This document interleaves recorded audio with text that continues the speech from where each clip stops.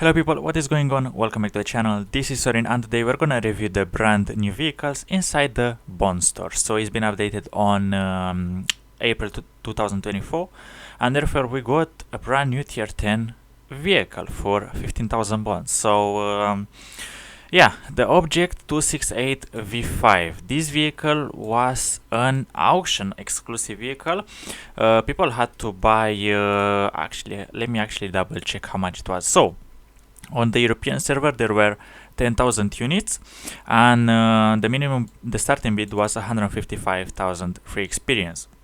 Though people were getting it for roughly 500,000 plus, and on NA server it was 45,000 units, actually 4,500 units, and the minimum bid was 360,000 free experience. So 500,000 free experience or 15,000 bonds for this vehicle. Well, it has pretty much like the same gameplay as an Object 268 Tech 3 tank. You have the same gun with 303 AP pen, 395 hit, and 1100 alpha damage with HE.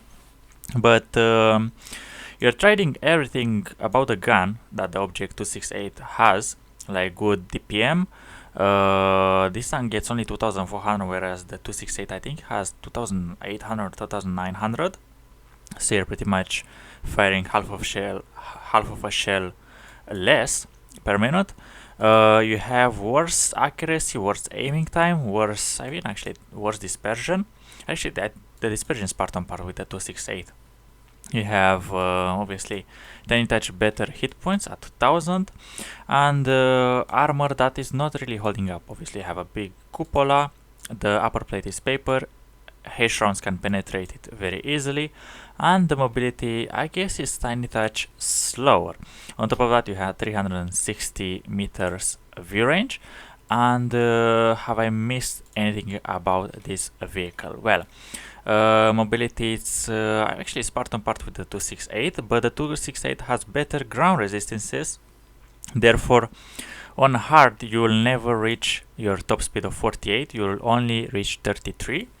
On medium it's 30 top speed, and on swamp it's 23, which pretty much means you cannot really use the same equipment as you'll do on a 268, so you need to use grousers or a turbocharger to cope up with these terrain resistances. And on top of that, that's pretty much all you get. You get on top of that 10 meters less view range than the 268 and a higher percent chance of getting caught on fire. But that's not really the point of this. Is it really worth 15,000 bonds? Well, considering its exclusivity, you don't really see it on the map.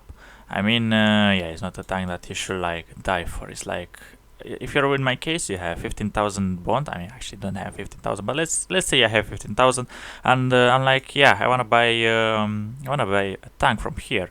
I will not pick the 268 version 5. So the new vehicle added, it's not really catching my attention. I mean, as I said, you are just basically a worse 268. But the only good thing is that you only have a turret and 50 more hit points. But now moving on to the second vehicle that is being added. This time it's a tier 9 premium, and it's the first premium in here, actually, first tier 9 premium. It is actually the worst one. I think this is actually the worst one. It's worse than the Esther VK. And I cannot really compare it to the 752 or the Tiger mount, because those things are over this on paper. 530 alpha, good enough AP pen. You have 311 hit, and a base reload of 20 seconds, which is translating to around 1600 DPM, which is not good. You have a lot of hit points, which is a good thing. What else do you have? You have slow mobility, 12 power to ratio, you have slow top speed, you have slow reverse speed. You weigh 70 tons, which is good for ramming. You also have some view range, which is decent, but on top of that you have 10 degrees of gun depression that will not hide your cupola. You have a big lower plate, you have a big silhouette, you have like 60 side armor, which is never good for artillery pieces as well. You have 4-second aiming time as space. For 11,000 11,000 bonds. Well, now this is a stinker. This was a marathon exclusive vehicle. It was, I mean, people bought it for 80 euros worth of money. And yeah, this vehicle you don't really want to buy. It's like, yeah, you can skip it. If you have, like me, a Tiger Mouse or an Object 752, you do not need this. It's not accurate, doesn't have an accurate gun. You have 0.33 dispersions whenever you turn the turret, whenever you move, and whenever you turn the turret. It is insane. Those are the biggest dispersions that you have in all of tanks, I think. It is like worse than artillery pieces. So if you move an inch, your gun, it is gonna take 10 seconds to aim. You can watch Awesome Epic Guys if you want, with a compilation of this vehicle, just to see how bad it is, and after that you can consider if it's worth your money. But one thing it really worth the money: 2,300 base hit points, which means with booster, with HP, you can get it to 2,600 for tier 9. That's fairly healthy. But yeah, just gonna be an HP pinata for the enemies. For 11,000 bonds, I will once again skip this vehicle.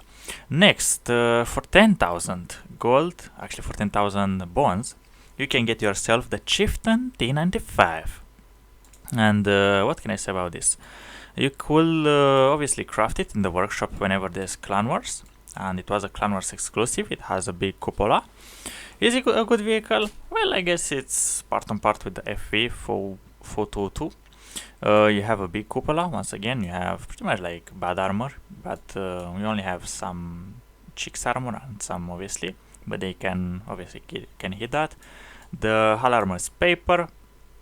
You don't have like the best gun. I mean, it's 90mm, but honestly, having 240 alpha damage at this point, I'll just play a Progetto or something that is more better. A Gisor, for example, 1010, that has obviously slightly better mobility, slightly better gun, smaller silhouette. This one is just for show off and just to show that you completed Clan Wars in 2010, 2012, 2014, or whenever this vehicle was up for grabs. It's more of an enigma in my opinion, but yeah, once again, for 10,000 bonds, I will not recommend this vehicle to anyone. Next, there is what's there left? The object for it's Object 252U. It's either this or the Defender. This vehicle was really controversial around 5 years ago when it was released because it has tier 10 armor.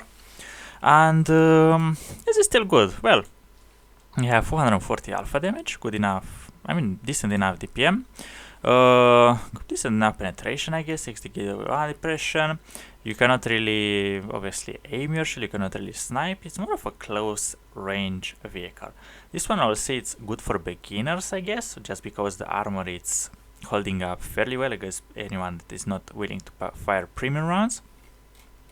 And upper plate is like 280, 300 even, and the lower plate, it's you need to hide it, and you need to learn how to reverse side scrape and so on and so forth. Yeah, the turret is a bit weaker on this side, like you can overmatch this, and obviously the cupolas are fairly easy to hit on a flat ground. You're blind, and will I buy it? Well, I guess it's the best one over here compared to the Krevslavsky and the IS-5. With the IS-5, it's a bit harder to play, and the Krevslavsky is not really doesn't really have the armor, even though it's on paper. But the 252, it's actually a decent one, if you ask me. Is the best one in this lot over here? I'll not say yes, because I'd rather get like for the same price a T103, which is just more suitable. But the 252U, it's actually the one that is gonna be like a 50-50 yes, from my opinion.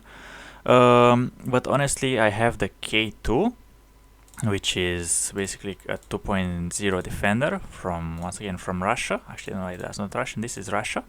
And just, it's Object 252U 2.0. that has yeah, it has something special. You have pretty much like the same playstyle, the same you annoy everyone that is in front of you, they cannot penetrate you, you cannot penetrate back, you don't have the gun. Yeah, it's pretty much like that kind of enjoyment. And last but not least, where is the list? There is a SU100Y. Well, I actually have this vehicle, and the SU, it is being sold for 5,000 bonds, which is a bit expensive for a tier 6. Actually, what's the price for the other tier 6? Is actually, yeah, it's 5,000, so it's not expensive at all. But what can I say about the SU? Well, I actually have it in my garage, and it's a support tank destroyer. It's actually a support heavy tank, because this tank can actually play with the heavies, because you have a pokey gun for 140, 196 pen for tier 6. It's fairly distant. Only disadvantage is your premium rounds. It's having less penetration but higher alpha, so versus like tier 6 you are gonna delete half of their hit points or more into one shell. On top of that, the gun feels fairly accurate, even though on paper it's not, if you fully aim them in. And you know, if you connect like 4 shells, then you are gonna have already a good game. Equipment wise, that's my equipment on it. I don't really recommend binoculars. You can just put something else, like, I don't know, like concealment to have this, but the vehicle has fairly bad view range. And where is it actually? Let's see what statistics I have. I think they're fairly bad, because I don't really play. I have 750 base experience. It's nothing to dream about. It's 1200 average damage per game, and they managed to get like a 56% win rate into this. Once again, it's, I don't know, more of a collector vehicle. I will not really recommend you spending your bonds on a tier 6, but just because it has like the high alpha damage, I'll like, you know, if you get this vehicle off Twitch drops or something like that, it is not really worth your bonds. So yeah, with those 4, I believe there are 4. There are 1, 2, 3, 4, 5. With these 5 new vehicles, the only one that I'm really recommending, and actually it's a yes, actually it's a 50-50 yes from my opinion, is the object for 252U. It is just the one that really catches my attention.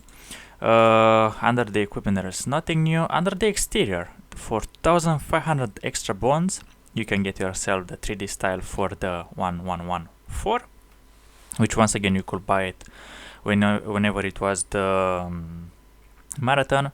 You have this style for the IS3 for 2000 bonds, and on top of that you also have some 3D style for the M5Y for 3000 bonds, and the Batchat style for 3000 bonds as well, which is yeah, I believe like they're still a bit expensive, but obviously they are looking fairly nice, and you can actually check them in your garage.